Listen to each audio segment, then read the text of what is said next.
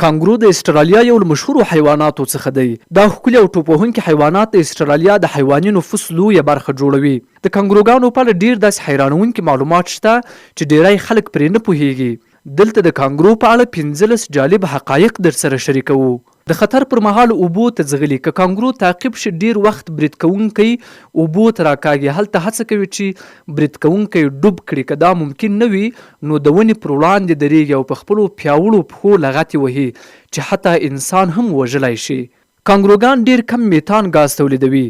ساینسپوهانو د کانګرو په معده کې یوه ځانګړې باکتریا موندلې ده چې خواړه هضموي خو میتان ګاز نه تولیدوي. دا کار نه یوازې د چاپیریال لپاره ګټور دی بلکې له کانګرو سره هم د خوړو په هضم کې مرسته کوي. څېړونکي هیله لري چې دا باکتریا په غواوو او نورو فارمي حیواناتو کې هم وکاروي ترڅو د میتان زیانمن ګاز کم شي. دویم، کانګروګان خپلې عضلې ښکاره کوي. لکه څنګه چې ځینې نارینه انسانان د ښځو د جذب لپاره خپلې عضلې ښکاره کوي، نارینه کانګروګان هم همداسې کوي.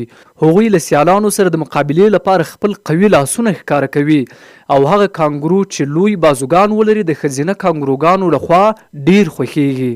دریم، د خطر پر مهال اوبو ته ځغلي. که کانګرو تعقیب شي ډیر وخت برید کوونکی اوبو ته راکاږي. هلته هڅه کوي چې برید کوونکی ډوب کړي. که دا ممکن نه وي نو د ونې پر وړاندې درېږي او په خپلو پیاوړو پښو لغتې وهي چې حتی انسان هم وژلی شي. څلورم، کانګرو ځکه ټوپ وهي چې بله لاره نه لري. د کانګرو د پښو جوړښت داسې دی چې جلا جلا تګ نشي کولای. له همدې امله تل په ټوپ وهلو حرکت کوي.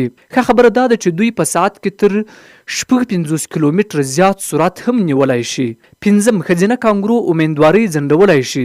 د کانګرو د ډیر نفوس یو دلیل دا دی چې ښځینه کانګرو تقریبا تل امیندواره وي. کله چې یو کوچنی بچی کڅوړې ته داخل شي مور بیا امیندواره کیږي خو د نوي جنین وده تر هغه وخته دروي چې پخوانی بچی له کڅوړې ووځي. شپږم، ډیری کانګروګان چپلاسې دي لکه انسانان چې غالبا لاس لري.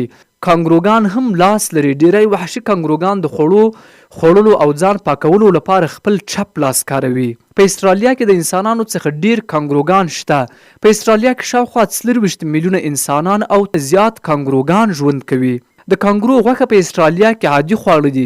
په استرالیا کې د کانګرو برګر موندل عادي خبره ده. د دې غوښه پروټین ډیر او غوړ کم لري او د نفوس د زیاتوالي له امله یې خوړل د نسل لپاره خطر نه ګڼل کیږي. کانګروګان ډیر وخت د موټرو سره ټکر کوي. په استرالیا کې د موټرو لخوا د وهل شویو حیواناتو شاوخوا 80 سلنه کانګروګان دي. له همدې امله ډیری موټر ځانګړي فلزي محافظونه لري. ځینې کانګروګان په ونو کې ژوند کوي. د ونو کانګرو د عادي کانګرو په څیر نه ښکاري. دوی په 4 پښو ګرځي او ټوپ نه وهي. دا نادر حیوانات په نوې ګینا او د استرالیا په شمال ختیځو سیمو کې موندل کیږي. لکۍ د درېیمې پښې په څیر د کانګرو یوازې د توازن لپاره لکۍ نه کاروي بلکې د تګ پر مهال د اضافي پښې په توګه هم کاروي. د لکۍ ځواک د دواړو پښو د ګډ ځواک برابر دی. کانګرو خوله نه کوي. کانګرو د خولې غدې نه لري. کله چې هوا ګرمه شي سیوري ته ځي. د یخېدو لپاره خپل لاسونه څټي او لمدوالی یې پر بدن لګوي.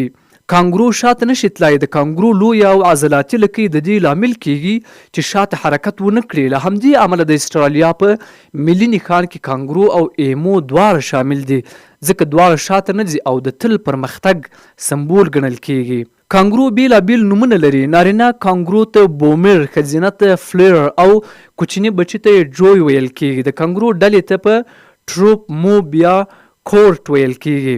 نوی زیږیدلی جوی د لوبیا دانې هومروي. د کانګرو د حمل موده یوازې 33 ورځې ده. له زیږیدو وروسته یو کوچني بچی ډیر واړه وي او د مور کڅوړې ته خیږي. هلته 4 میاشتې وده کوي او شاوخوا 10 میاشتې وروسته په بشپړه توګه له کڅوړې څخه وځي. دا معلومات ښیي چې کانګرو یوازې یو عادي حیوان نه دی بلکې د طبیعت له حیرانوونکو مخلوقاتو څخه یو دی. له تاسو څخه ډیره مننه چې خان میډیا یوټیوب چینل د علمي او معلوماتي ویډیوګانو د کتلو په موخه څارئ. که غواړئ لا هم عجیب او په زړه پورې معلومات واورئ نو زموږ چینل هرومرو در سره سبسکرایب کړئ او د کانګرو په اړه باندې خپل نظرونه را سره شریک کړئ. او که غواړئ د یو بل حیوان په اړه ویډیو درته جوړ کړو نو تاسو یې نوم په کومنټ کې را سره شریک کړئ ترڅو موږ ستاسو د خوښې د حیوان په تړاو څیړنه وکړو، معلومات راټول کړو او په ویډیو کې له تاسو سره شریک کړو. بیا هم له تاسو څخه ډیره مننه چې زموږ چینل څارئ. د لا نورو معلوماتو لپاره خان میډیا یوټیوب چینل هرومرو در سره سبسکرایب کړئ. ډیره مننه. ښاد اوسئ.